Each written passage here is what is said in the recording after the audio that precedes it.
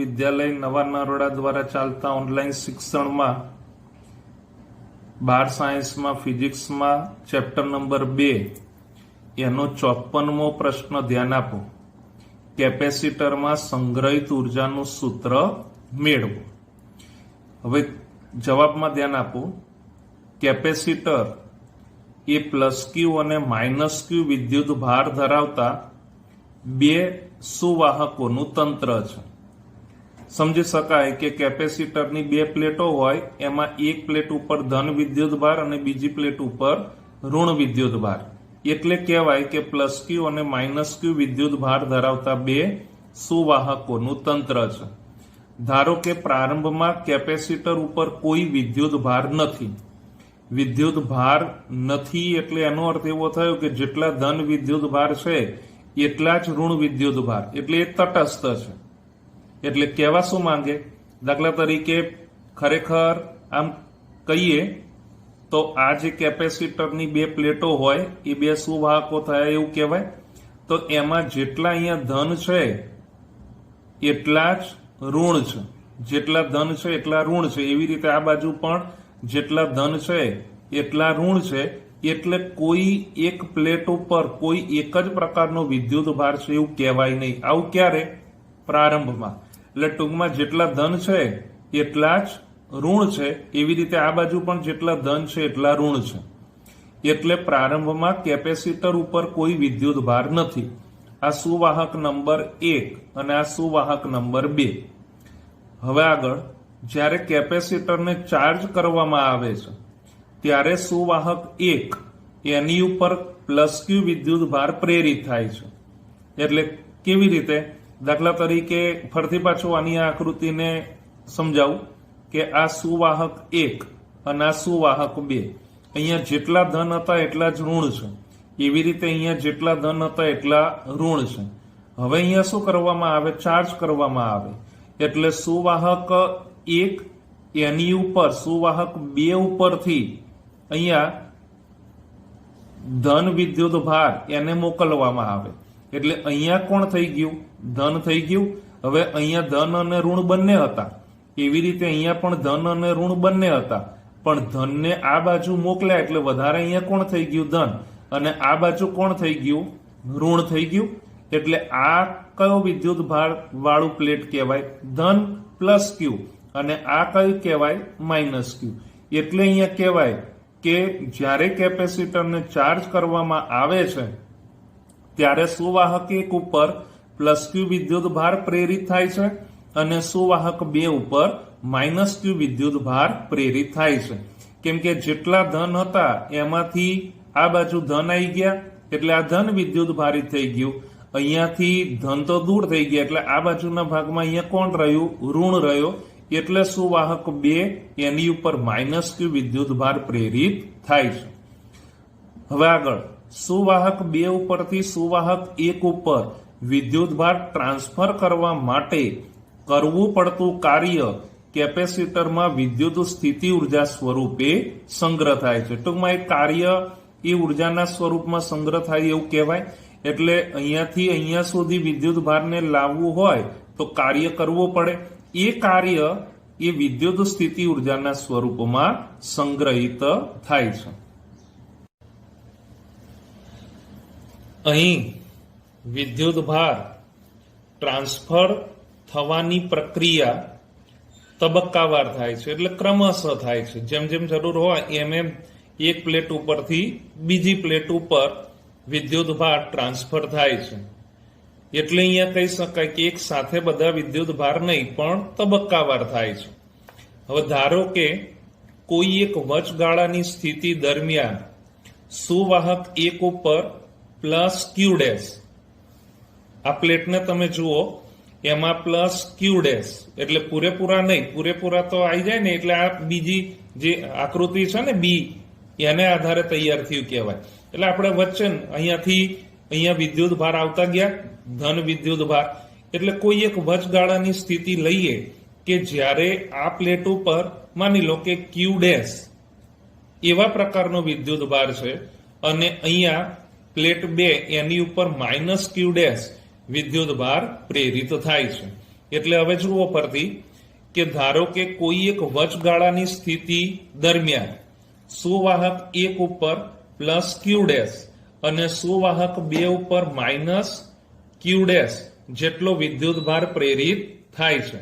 આ વખતે બંને સુવાહકો વચ્ચેનો પીડી એટલે વિદ્યુત સ્થિતિમાનનો તફાવત વી ડેશ છે. કેટલો છે? વી ડેશ. તો એક સાદું સૂત્ર તમને ખબર કે સી બરાબર ક્યુ અપોન વી, તો એની ઉપરથી વી બરાબર શું રહેવાનું? ક્યુ અપોન સી. પણ વી અહીંયા વી ડેશ ના સ્વરૂપમાં છે, ક્યુ અહીંયા ક્યુ ડેશ ના સ્વરૂપમાં. કેપેસિટન્સ એ તો આખું થઈ ગયું કહેવાય. એટલે કહેવાય કે અહીંયા વી ડેશ બરાબર ક્યુ ડેશ અપોન સી. હવે ધારો કે કોઈ એક તબક્કે સુવાહક 2 ઉપરથી ડેલ્ટા ક્યુ ડેશ એટલે નાનો એવો વિદ્યુત ભાર ડેલ્ટા ક્યુ ડેશ જેટલો વિદ્યુત ભાર સુવાહક 1 ઉપર ટ્રાન્સફર થાય છે. તો માની લો કે નાનો એવો વિદ્યુત ભાર અહીંયા 1 ઉપર ડેલ્ટા ક્યુ ડેશ જેટલો વિદ્યુત ભાર ટ્રાન્સફર થાય છે. તો આ વખતે થયેલ કાર્ય એ ડેલ્ટા ડબલ્યુ બરાબર વી ડેશ ડેલ્ટા ક્યુ ડેશ આવે. એક સાદું સૂત્ર હતું ને કે ડબલ્યુ બરાબર વી ક્યુ, યાદ આવે તો ડબલ્યુ બરાબર વી ક્યુ. તો ડબલ્યુ એટલે કાર્ય, પણ અહીંયા નાના એવા ભાગનું છે એટલે ડેલ્ટા ડબલ્યુ, અને વી અહીંયા કયા સ્વરૂપમાં? વી ડેશ, અને નાનો એવો વિદ્યુત ભાર એટલે ડેલ્ટા ક્યુ ડેશ. એટલે ડેલ્ટા ડબલ્યુ બરાબર વી ડેશ ડેલ્ટા ક્યુ ડેશ આવે. ક્લિયર? એટલું આ નાના એવા ભાગને સંપૂર્ણ થાય ત્યારે આ સ્થિતિ મળે. તો આવા જેટલા પણ નાના નાના કાર્ય છે એ દરેકનો સરવાળો કરીએ એટલે કુલ કાર્ય આવે. કુલ કાર્ય ક્યારે થાય? સંપૂર્ણ ક્યુ જેટલો વિદ્યુત ભાર અહીંયાથી ક્યુ ડેશ હતો, પછી સતત વિદ્યુત ભાર જમા થતો રહે, છેવટે કેટલો આવી ગયો? ક્યુ. તો ક્યુ જેટલો વિદ્યુત ભાર જમા કરવું પડતું કુલ કાર્ય, તો ડબલ્યુ બરાબર ઇન્ટિગ્રેશન 0 થી ક્યુ ડેલ્ટા ડબલ્યુ. એટલે આપણે આવું નહીં કહેતા, આમ જનરલી ડી ડબલ્યુ આવું જેટલું પણ નાનું નાનું કાર્ય હોય એ દરેકનો સરવાળો 0 થી ક્યુ સુધી. એટલે ડબલ્યુ બરાબર અહીંયા શું મળવાનું? 0 થી ક્યુ ડી ડબલ્યુ. અહીંયા આપણે ડેલ્ટાના સ્વરૂપમાં લીધેલું છે નાના એવા કાર્ય માટે, એટલે ડેલ્ટા ડબલ્યુ. પણ ડેલ્ટા ડબલ્યુ બરાબર તો શું છે? વી ડેશ ડેલ્ટા ક્યુ ડેશ. એટલે ડેલ્ટા ડબલ્યુ બરાબર વી ડેશ ડેલ્ટા ક્યુ ડેશ.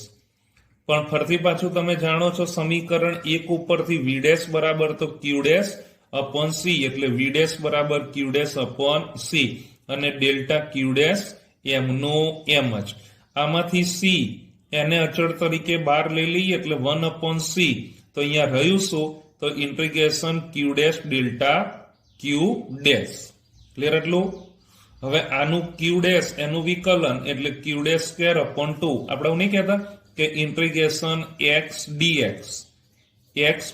તો એક્સ નું સંકલન શું થાય? તો ઘાત 1 વધેલી ઘાત છેદમાં એટલે એક્સ સ્ક્વેર બાય 2. તો એવી રીતે ક્યુ ડેશ સ્ક્વેર બાય 2 આનું સંકલન. પણ હજી લિમિટની કિંમત તો ખરી ને 0 થી ક્યુ, એટલે આ 0 થી ક્યુ સંકલન કરીએ છે એટલે આ સંજ્ઞા પણ જતી રહે અને ડેલ્ટા ક્યુ ડેશ એ પણ જતું રહે. એટલે અહીંયા આપણી પાસે શું રહ્યું? Q dash square by 2. હવે ઉપરમાંથી નીચેની લિમિટ બાદ કરીએ. આ ક્યુ ડેશ વાળા ભાગમાં આપણે કોને મૂકવાનું? એકવાર ક્યુ અને પછી 0. તો આ 1 અપોન આ 2 ને બહાર લઈ ગયા એટલે 2c અને આ ક્યુ ડેશ સ્ક્વેર.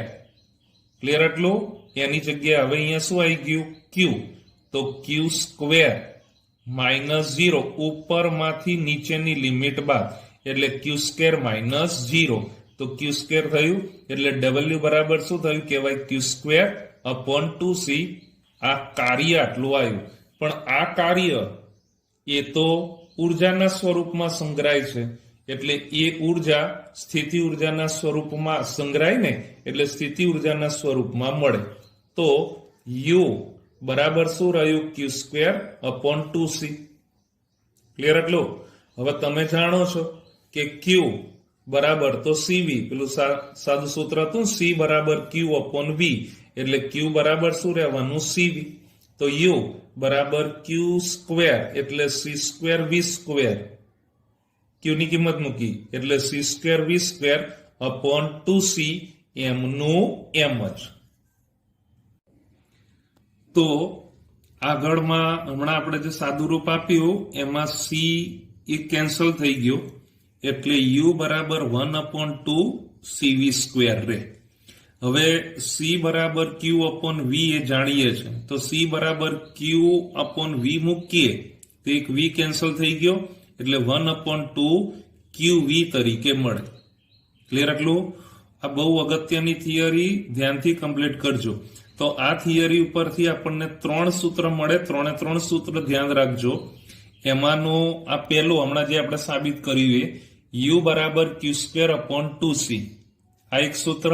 બીજું આ યુ બરાબર 1/2 CV સ્ક્વેર અને ત્રીજું આ યુ બરાબર 1/2 QV. આ 3 સૂત્ર અગત્યના છે. આ પહેલું, પછી આ બીજું, ના ત્રીજું. રબર સૂત્ર પણ અગત્યના અને થિયરી પણ અગત્યની. ઓકે.